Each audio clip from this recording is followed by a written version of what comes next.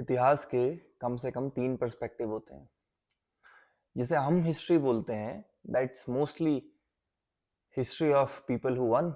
वो जीतने वालों का इतिहास है कि मुगल हमसे जीते तो जो मुगलों ने इतिहास लिखा, जब अंग्रेज हमसे जीते तो जो अंग्रेजों ने इतिहास लिखा, वो हम आज पढ़ रहे हैं। मैं बचपन में सोचता था कि यार, बाबर का बेटा हुमायूं है, हुमायूं का बेटा अकबर है, इसका मेरे लिए क्या रिलेवेंस है, मुझे क्यों याद करा रहे हैं इस हिस्ट्री में। तो ऐसा नहीं है कि हिस्ट्री रिलेवेंट है, जो हिस्ट्री हमको पढ़ाई जा रही है वो मोस्टली रिलेवेंट है।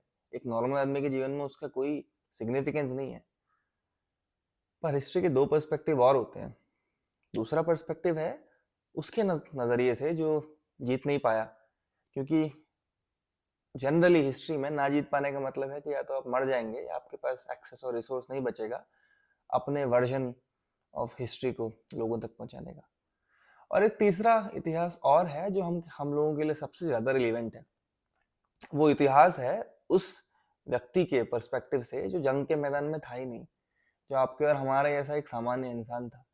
कि जब कोई जीता और कोई हारा, उससे उसके जीवन पे क्या इम्पैक्ट पड़ा, उसका जीवन उसके बाद बेहतर हुआ कि और बदतर हो गया, how was his life, how was his perspective.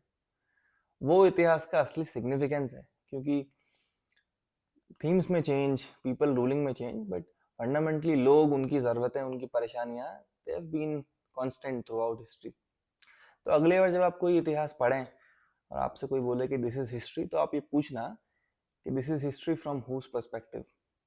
That's all. जय हिंद।